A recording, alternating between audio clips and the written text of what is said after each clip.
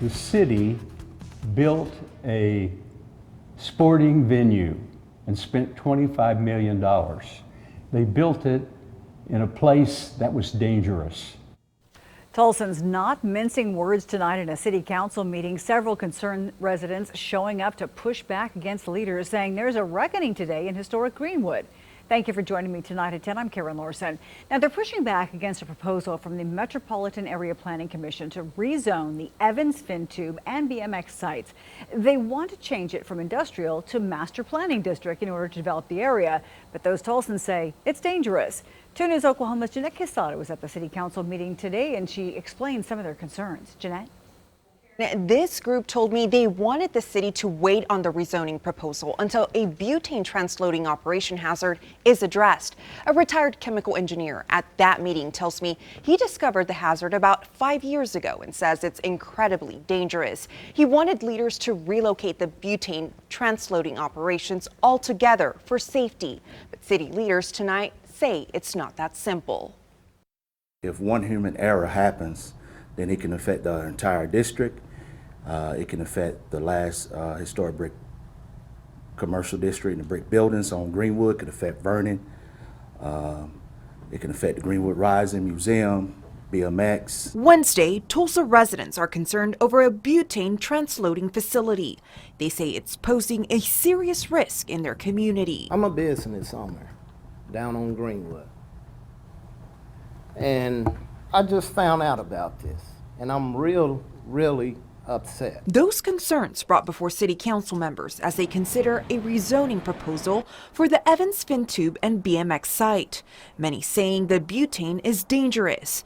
Greenwood District business owner and former truck driver of 20 years, Cleo Harris, took the microphone Wednesday. I know the dangers that can happen with these tankers.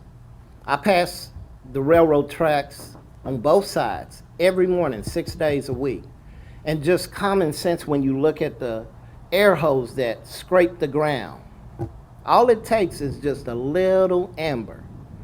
I've dealt with this, and I know the risk. It's not a matter of if something is going to happen, it's when. Others taking their turn at the microphone, urging leaders to take the issue seriously. The reference to this transloading sites, it seems very vague, and that the danger seems to be underestimated. This is not an acceptable risk. It is a plain, simple, verified hazard that the city agrees that it's a hazard. Fred Storer, a retired chemical engineer, says a butane leak could find an ignition source and cause a major explosion.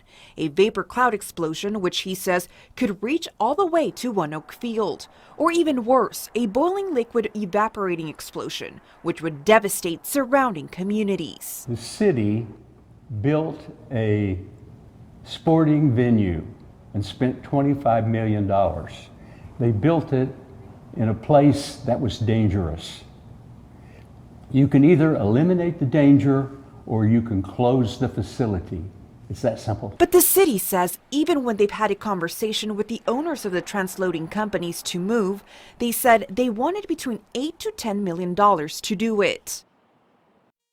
So, Jeanette, what were the councilors' responses to their concerns? Well, Karen, the city says their hands are tied and the decision is not up to them because federal railroad law is involved. But Storer says the city should enforce zoning laws and require the facility to be in a heavy industry zone rather than a medium industry zone.